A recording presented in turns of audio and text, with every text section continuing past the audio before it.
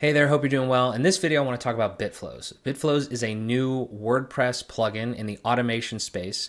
The BitApps team is the creators behind it, and they reached out to me and they were like, hey, Mark, we would love to sponsor a video on your channel, get it out to your audience. I think your audience might like it. So I was like, okay, let me take a look at it. They sent me over a license, and I was like, okay, I could definitely see myself using something like this.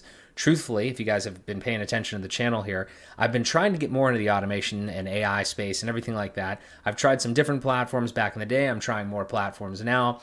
There's this whole thing, just real quick about like if you're going to automate something and you're in the WordPress space, do you use a built-in WordPress tool, something like a Bitflows, or do you use something external like an NNN or Zapier? I'm not going to BS you guys here. There's pros and cons to both. So with that being the reality, one of the things I do like to do is look at new tools like Bitflows when they come out and compare them to my other experiences and see like, well, if I'm doing something predominantly that all revolves around WordPress, it probably makes sense to stay in WordPress versus if there's other flows using a bunch of other tools, just again, where are the limitations and everything like that. My goal with this video is to give you guys an honest perspective on what I feel like with Bitflows so far, where it's at. It's very new, so obviously there's again pros and cons to that. They've got some nice lifetime deal pricing going on if you're an LTD fan.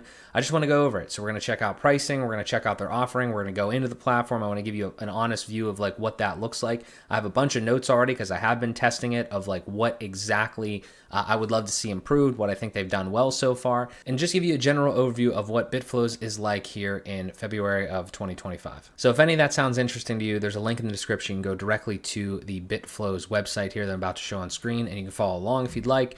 We're just going to take some high level things here from the website real quick. You can kind of see this. If you've ever played around with any sort of automation tool, the concepts are obviously the same, right? You have like a trigger and then you have actions or multiple actions.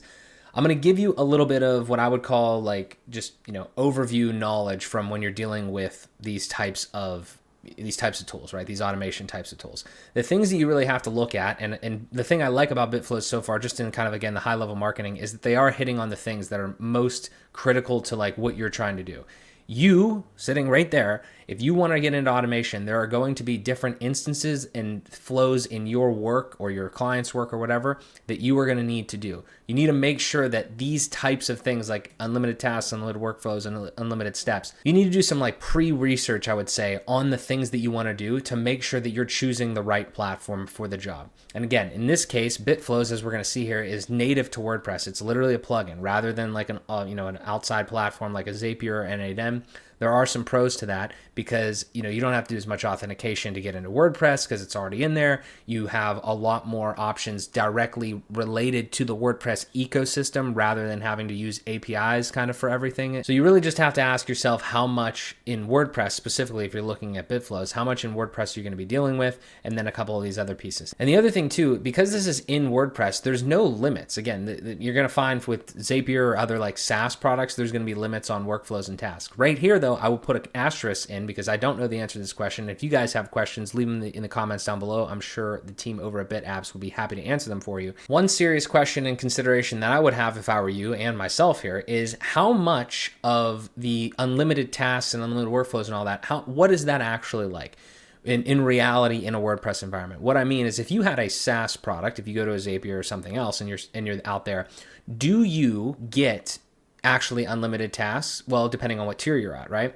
But if you're in your own WordPress install on your own hosting, how much of that, does any of that affect that, right? We're going to get into it in a little bit here. There's this concept of the WP cron. Sometimes I feel like that's notorious. Every single thing that I've ever seen about the WP cron is like love-hate relationship, mostly hate because it doesn't run when it's supposed to and doesn't get triggered and all that sort of stuff. You have to like actually know sort of what you're doing or have something that takes care of that. My point is resource-wise and efficiency or like, reliability of your actual flows. I'm wondering how much of your stack, if you throw the free or the pro version of Bitflows onto your website and you have, subpar hosting, what's that like versus if you're on higher level hosting, VPS, etc. All of that said, it is nice to know obviously that you do have unlimited tasks, but it's taking place on your actual server ultimately. So what is that all like? Just some of the things that I would think about there. Again, multi-step workflows, you're going to pay extra for that in some sort of, some other platform. So that's an awesome thing. Down here, we can kind of get a little bit of a view of what this is going to look like once we jump in there. Definitely a cool little thing there. Another thing is we just quickly scroll through the marketing here. I would say that this all looks very professional and put together and very clean. You're going to see that, kind of echoed throughout when we actually get inside the platform. You can see some of the tools here. I don't want to go too deep into this just now because there is a lot of things that we will see on the front end or when we actually dive in on the back end. But in here, again, you can see a ton of actions, ton of different integrations and everything. I want to just get to the pricing real quick off the top because, again, right now, this is a lifetime deal. It is probably the best time to buy generally if you're interested in LTDs. So we have like $149 for lifetime for one site, $299, $399, $499.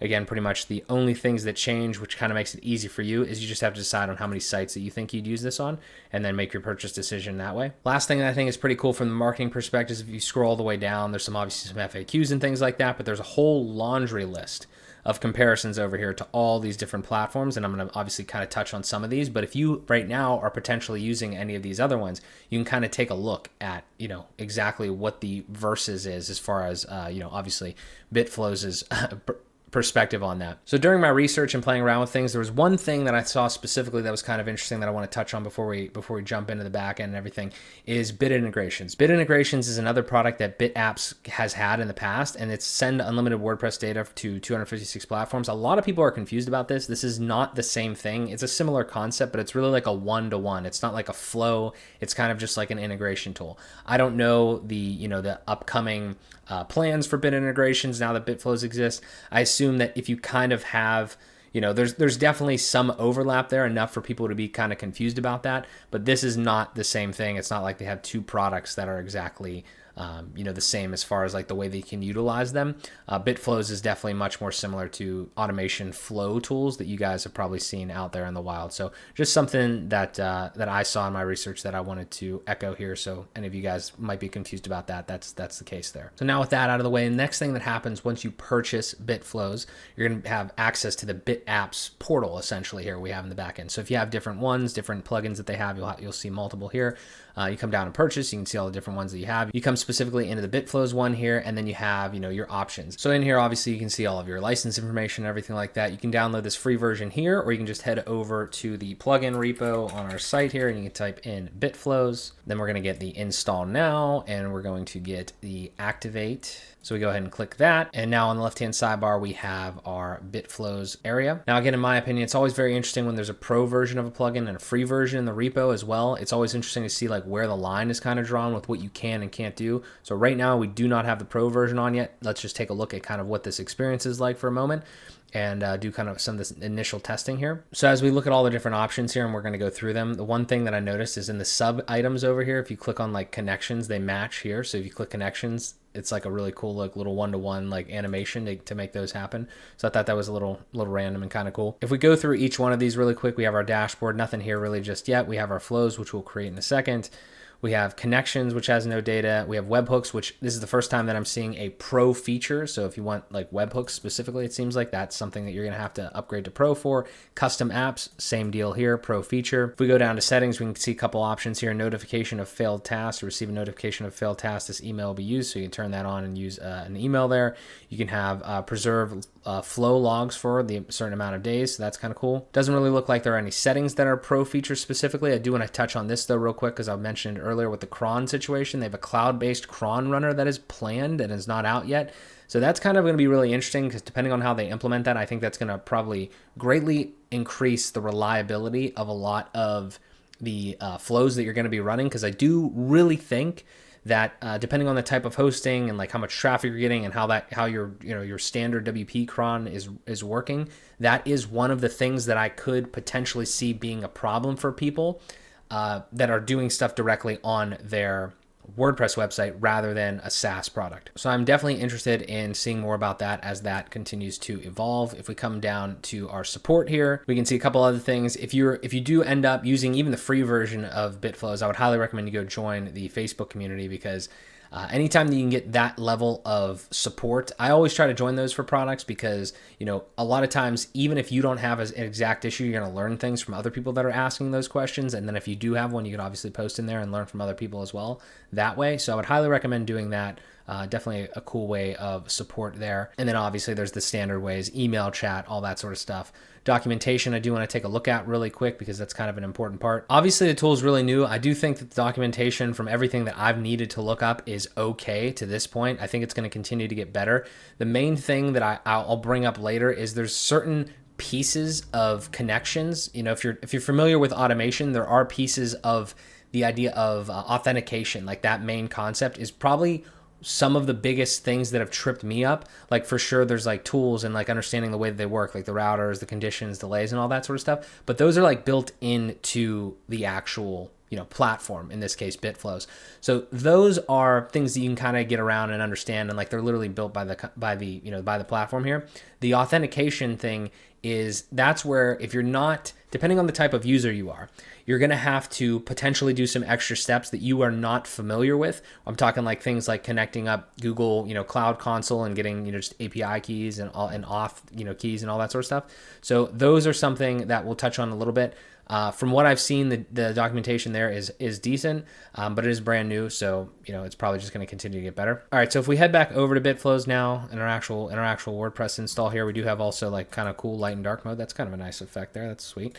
And then this is the other thing that I noticed too, because I think if you're building in your automation tool, once we get in there, you're going to probably want to collapse the sidebar just for a little bit of room sometimes. So just another little quality of life feature here and there. So if we take a look at our license information here, we got 0.3.0 and our pro version is not activated yet. I'm going to hold off on that for just one more moment because I want to go over to the flows here. And again, I'm trying to show you guys where the limits of the free version are, just at the high level here.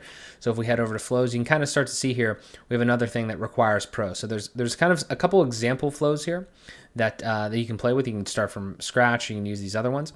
And it's really going to depend on what you want. Like these two, I would love to see more of these. I think that's probably, we're just still at the, the early stages. I'd love to see like a full blown, template library or flow library effectively. But we are currently just limited to these two that are just the starting out ones. I would also recommend going to check out this Get Started guide. I feel like this is pretty comprehensive. I'm going to show you a lot of this stuff here, but if you need a recap here and you want to see it in words and pictures, I think that's a great place for you to go. Just for fun, I want to click on this example flow and click create just to kind of see what it's showing us here. So this is kind of good. This is a good explanation too, and this is going to obviously change once we upgrade to Pro. A lot of the tools and everything like that seem to be only in the paid version. So conditions, delays, iterators, loops, everything like that. And then we have some planned ones down here. I'll go through the whole thing once we do that. But again, just if you're checking out this video before you even downloaded the free version and tried it on your thing, I always like to know that because I don't want to get halfway through a project and be like, I need that. So if you need any of these tools here, you're going to have to pay for BitFlows. And then as far as apps currently, I believe that none of them say, or none of them are, alerting me that you need Pro for that.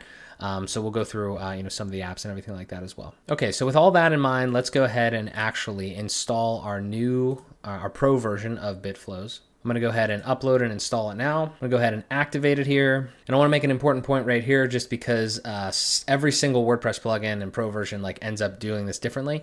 You cannot, and you do not, now you actually physically cannot, but you don't ever want to, even if you were trying to, you do not get rid of BitFlows, the original free version. You have to have the original free version of BitFlows installed and activated in order to use BitFlows Pro. That's just how the structure works. So if you have the Pro version, you're going to have two plugins. All right, so now we can see that BitFlows Pro is shown on the side here. I want to go over and show you a couple other things. If we head down to license and support now, here we can see that you have to activate your license. Pretty typical in the WordPress space that you have to have the plugin and then also activate the license. One interesting thing that I want to note here that is not always the case in WordPress land is that this plugin BitFlows actually utilizes more of like a login to activate rather than just like copying your license key and bringing it in. I think that's kind of cool. And I just wanted to mention it because I think that's probably a better way overall to actually have that happen. So you just log in and then you're good to go. So just enter my account details in there and now we are off to the races. So if we head back over now to our dashboard and to our flows, obviously you can kind of see that in webhooks, we don't have that anymore. Custom apps, we don't have the little upgrade. We're full Pro users now. If we come into our flows, let's just head back into that quick example flow just so you can kind of see. So this is what you're going to get. Pretty much works the exact same way, obviously, just doesn't have your little, upgraded pro situations in there. And we can kind of go through this a little bit. So my feedback on this one is this is actually completely an example. There's really like not much going on here at all. There's no data kind of obviously in here. Obviously there'd be no connections because you don't have anything linked up, but it's not really showing anything. It's kind of just, giving more than anything, just kind of a look and feel at what a flow could actually be like, some of the tools and all that sort of stuff. I do want to take a high level look at, again, based on my research and my playing around with all this, is that I think currently where we're at right now is there are some limitations as far as what apps and everything like that actually are natively involved in BitFlows here. So there's definitely a ton of them, but most of these, if you actually did like a deep dive and a look on these, most of the ones that have triggers are probably some sort of form plugin heavily. So if you want to do something that, like maybe you have a form plugin that's your favorite and it is on this list, even if it's not on this list, you could make it work potentially with a webhook. But my point is that there's a lot of options natively for WordPress form building tools that you can start off with, and then you can send the data maybe either to an email marketing platform or something like that. But again, from an app perspective, I think that there are definitely some things that I would love to see. Specifically for me, very selfishly, I love YouTube, and YouTube is something that is a main thing that I do. So I would love to see here. I think it would make the platform a heck of a lot better for a lot of folks, where like a YouTube trigger. So when a new video or a new playlist or something like that comes up, then you could do that. So YouTube is not in the list right now, but I think that that could be definitely added by the team. That's honestly something I might just add in the feature requests if it's not already there. So I'm going to take a look at that myself. A couple other real quick things, and then I want to go to another flow so we can kind of like start from scratch. You can test the flow once, which is awesome. I always love that because I don't want to have like a million things and like run a bunch of times if I don't have to, or if you don't, you don't have to put it on to some sort of schedule and wait for it. You can just do it right at one click. That's always great. Log history is definitely good. I think again the main key motif here is that I really like this, like the styling, the setup, the UI. I think is great. We'll take a look at each one of these here individually. Like if we just go into like webhook, for instance, you can kind of get a feel. A little mode will pop out. You can add webhooks. You can do everything like that. You can choose a new one. Obviously, a lot of these things are going to be connections that you basically create the connection and then you have them to use across different flows, across different steps, all that sort of stuff. If we take a look at the iterator here, obviously we have some more advanced options, different things like that. If you click into array as an example, it seems like there's a pretty decent amount of, kind of like hand holding to a degree, like gives you some information. You can go right out to it. I was going to say that too is, some people, some people are going to look at that and they're like, what is an iterator? So it's a good way to kind of give them a way to kind of just go and check out how to use that and everything. So I don't think you're going to be lost in anything that you really do here. I think they've done quite a good job of balancing the complexity and the simplicity with the UI and everything. If we head into delay, this is one thing that I know, like specifically like with make.com, I've seen like problems with this. It's very nice that you can come in here and you can do hours, minutes, days, months. Like you can actually do like a longer execution, like wait time. I love that. So this is all pretty cool. Let's go back and let's do another flow. And we could take a look at this one real quick if we want, just because there's only a couple in here. So this one is just going to give you a very simple flow that if you have Elementor and you have like MailerLite or something else, like, this is probably where I would start, truthfully. If you're an Elementor user and you're interested in BitFlows here, I would probably just start with something like this, just again, because it's ready and kind of get your feet wet. I don't have Elementor installed on this, but the concept here would be the same. So you would have Elementor and you'd be able to listen to responses. Also, another random thing that I just thought of is I really like how easy it is to switch your triggers right here, because in some platforms they just make it like unnecessarily complicated.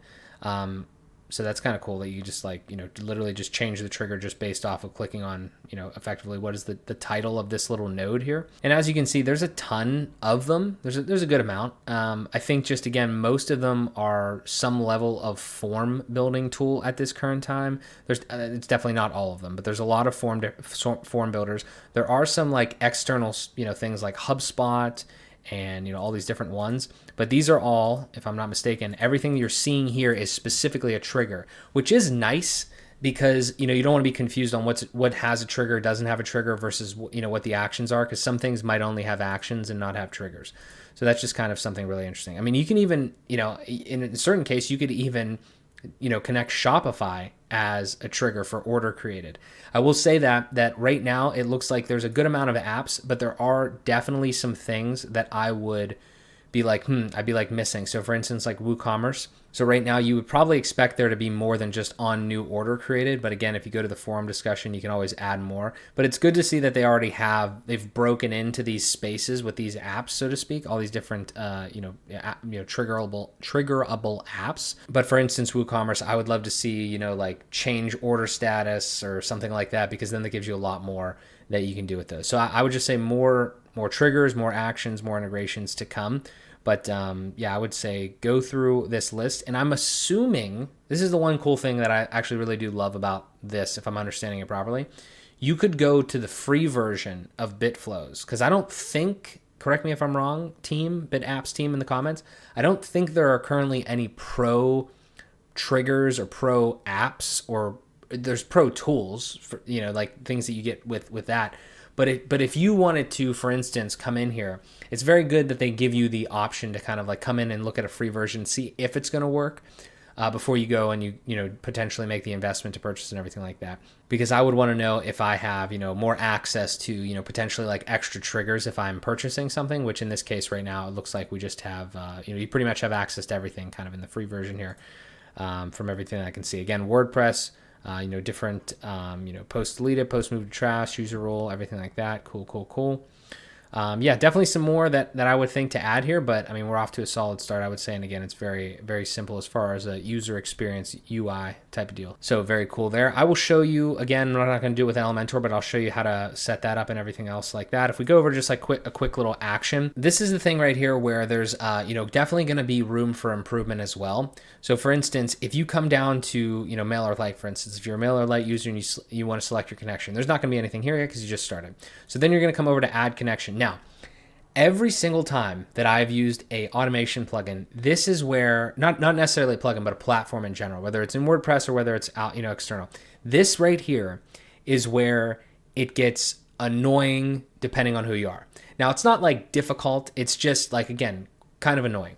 Every platform has a different type of way that they connect to all these different ones. And there's probably, depending on the API and the way that these external platforms hook into the automation platforms and what they're allowed to do and all that sort of stuff, it just gets kind of confusing if you're not somebody that does this all the time. So for instance, let's take MailerLite here. It says, MailerLite connection. We have to name our connection. Then you have to come down here to your API token. So you can get it here for free. And this is where we're going to paste it. So if you click into here, it's going to take you over to your MailerLite dashboard. Now, I don't have one, so it's not going to make sense. But it's going to take you in there, and it's going to go through the actual steps, or like where you need to go in order to get your API key. Now, here's the problem. Some of these services, like MailerLite, are probably pretty standard. You're probably just going to click a button and get it. But in a lot of other cases, like if you deal with the Google Cloud Console, it's literally a mess, and you might have to deal with that. What I've seen in a lot of cases is the ones that are more complicated, like a Google, a really good automation tool will just let you just sign in almost directly to it. But there's obviously some technical limitations there that may exist in a WordPress environment, or how you're connecting there. So I'm just going off of what I've seen elsewhere. With MailerLite, I'm sure it's not that difficult. With Brevo down here, same type of thing. API key, you can find it here. It's going to take us over to the keys, and I'm not going to have a login for this, so it's not going to work. But my point is that just understand that that's kind of the lay of the land with automation tools. But every platform, from what I feel like, handles it differently, gives you a different amount of support for that, gives you a different amount of documentation. So you may be ending up doing that regardless, depending on what you're dealing with. So now let's head back and let's go over, now that we've played around with those two ones, let's try one from scratch. And I don't really know what to say it. I'll just say like test flow here. So we're going to do a blank flow from scratch. I know this video is getting long, so in the interest of time, what I've done here is I've just put a couple of nodes on the screen, and I'm going to show you exactly kind of what's capable here. This isn't going to be a full tutorial piece here because, again, the video is getting long. What I do want from you guys, if you want to see more things like this, more flows, more me messing around with like API stuff, things that are really interesting, not just like, one-to-one, automations and stuff like that, definitely let me know in the comments, because I will work with the BitApps team and everyone else to continue to provide you this type of thing. But I do want to round this out with kind of what I've discovered as a very interesting way to handle and something that I haven't really seen in too many other automation platforms. So I want to give BitFlows its credit where credit is due here. So what I've done here real quickly is just, again, we started from that scratch flow, and I have WS Form installed on this install. So I just went and I brought in WS Form by itself, right? So if I search over here, I can find it, bring it in. When you click on this, again, we'll just go through some of these things. You can see like I created a form called post to social. If we have over here, this is called post to social. There's just one field that says content and a button that says post. If we come back, we can kind of do this thing. Again, this is kind of, I'm getting in the high level of the tutorial, but do not take this as a step-by-step tutorial. I'm just giving you the pieces that if you want to play around with it, you can. If not, I will do more videos on this. Just let me know, like I said. But if you're using WS Form specifically, this is a really important point. You have to make sure you're running a WordPress hook as your action. You have to add that in there. It might be like that for other tools as well. I'm not exactly sure, other form builders. But the point is you listen for your responses, and then you get some information, and you can just see what comes back through that form. That's the trigger, okay? So the trigger in this sense is WS Form, just a form submission.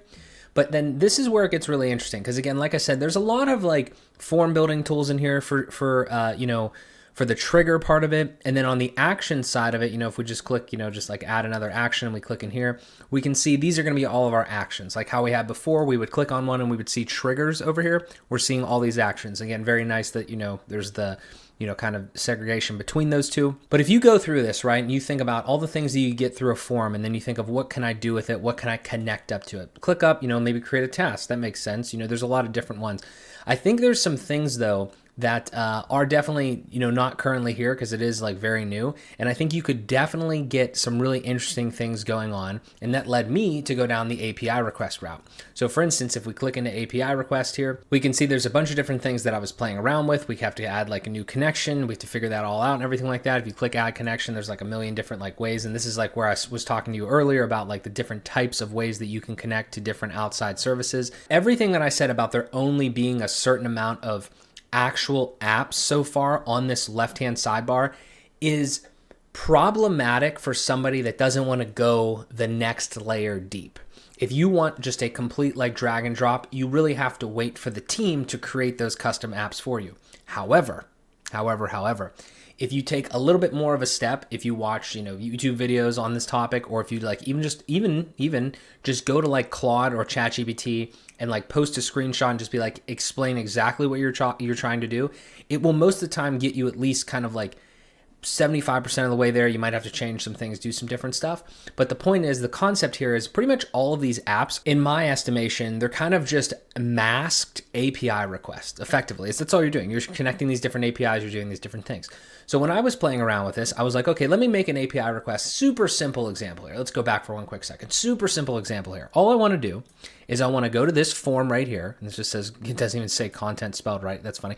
All I wanted to do here was I wanted to say like, hello all, or something like that, right? I wanted to type in something here. I wanted to click post, and I wanted that to go out to just a social media platform. I'm literally in a WordPress install, and I wanted to post from here, just as a super, super simple example. You could extrapolate that into, the concept of potentially posting on multiple social medias from like one place. That's like definitely a thing that people do, and there's businesses built around that. Just we're at the base ground level, okay? So something like that, right? So then you come back and you create your form. That's what we had there. And then you come over here. So now when that form gets submitted, that's how we got to this point, we make an API request, okay? And that API request, just the easiest one that I was dealing with was like the Twitter or X API, right? So then you would connect your API, which I have not fully done yet. You would put the information in here, you would post it, and then the body, basically, I'm not going through all of this right now, but I want you to understand the concept that we can dig in later. You're authorizing it, you're creating the connection, and then the body is just the field, right? So this, if you're familiar with any of these automation tools, somewhere normally in the flow, you're taking in like information from like the trigger or past steps, the data that you're pulling in, and you're using it elsewhere. So that field right there, that content field, is literally just called, currently field 65 from when it pulls in from WS Form. So in this case, the way that this would work, if it was working, is you would say text and you would put it in the field here and it would work. Now, again, not trying to say that this is working. I can't show you this example right now. I'll finish it and we'll do a full tutorial exactly showing you, put the exact scenarios that you want in the comments, and I will do that. What I do want to show you though, because the concept, I needed to explain the context there in order for you to get this concept. The concept, and where I want to enable you guys to do more with a tool like this, especially here in BitFlows, is they give you this idea of a custom app. And when understood what this was, I was like, that's very interesting actually.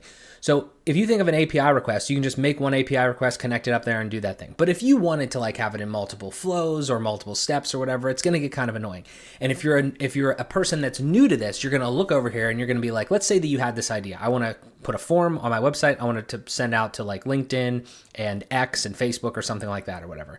You're going to come over here and you're going to find WS form and you're going to put it in. Then you're going to be like, oh, I want X. And then you're going to search and search and search. And I know X is right here, but hang on. You're not going to see it in there because you're not going to have X right there. Okay. You can see how it says custom app right there. I created that custom app and I put it in here. Okay. So now basically what that did is I kind of like, my way of thinking about this is I wrapped an API request in its own little kind of styling and created a version that I could reuse if I want to.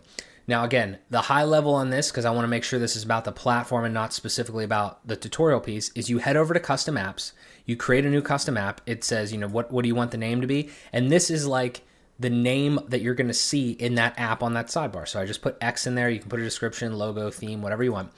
And then down here, this is what you create. So now you have the actual app, and that app has its own triggers and actions, like little modules that you can create as well. You can turn them on, turn them off, whatever. You can always re-edit any of this stuff. But this right here is the action that I created. So, or rather, let me just give you kind of like an example here, is if you wanted to go through. So you wanted to add a module, you can click action or you can click trigger. So if it's a trigger, you're going to have like a webhook or a WP action hook. And then up here for action, which is kind of like in a lot of cases more like exciting because you're going to be doing something on those platforms once you create those connections, you can come in here and you can do this. Now, if I were you right now and you wanted to play around with this, the way that I'm thinking about it is, okay, we have X and these are all of our actions in X. So we want action, we want, we can say name, and for this, I literally just typed in like post to X, right? And then we have all these other things. If we head over back to this one, I'll just use this one as an example. So we have post to X, description if you want it, authentication, we'll come back to that in a second, request URL.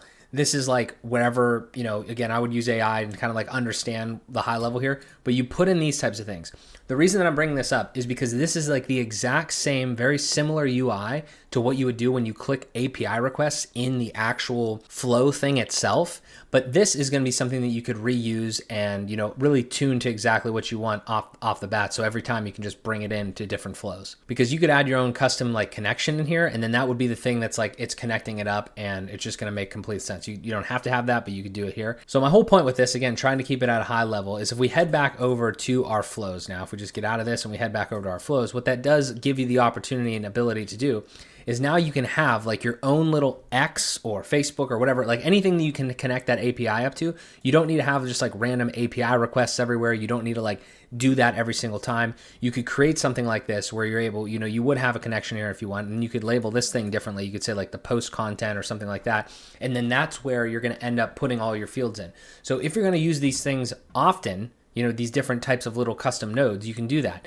If you want to do it in the meantime, like maybe, at some point in the future, Bitflows would add like a native X app, then you could delete yours and you don't have to. But I'm saying in the meantime, there's a lot of options there. And I don't ever remember seeing that elsewhere. I'm sure it is elsewhere. But the fact that you get all of that included in this LTD right now, I think is pretty cool. Okay, so that was a lot of information there. Lot going on with Bitflows so far. Seems very promising. A lot of different things you can do. Again, highly recommend you check it out, as far even in the free version, just to kind of see like, if you can automate your life a little bit more, the businesses that you're dealing with as far as clients or your own stuff. My honest opinion is I think it's very promising. I think right now there's currently a couple things lacking with the amount of apps that they have. But again, with the custom app experience, if you're willing to go that a little bit of extra mile and understand that, it's not only going to help you with Bitflows, it's going to help you just in generally as a professional in this industry. So I think it would be beneficial. I definitely think it's worth your time to play around with there. If you want to scoop up the LTD, like I said, links in the description, you can go check it out. I think that deal is going on until I want to say the end of February-ish. So February 2025 here, so make sure you don't miss it if you are interested in it. And again, like I said, I just want to reiterate, if you want to see any specific tutorials, like if you have something in your mind as far as like, you've been doing something a lot and you like would love to not have it be just such a burden on your life and you want to automate it, I'm definitely down to try it. Honestly, my thing is if you guys give me an idea, it's way easier for me to create something around that because I have an actual thing that I know is going to help you and you're going to benefit from. So I would love to do that for you. But with all that said, guys, thank you so much for watching. I greatly appreciate it. Let me know if you try out Bitflows. I would love to know more about your experience, and I will talk to you guys in the next one.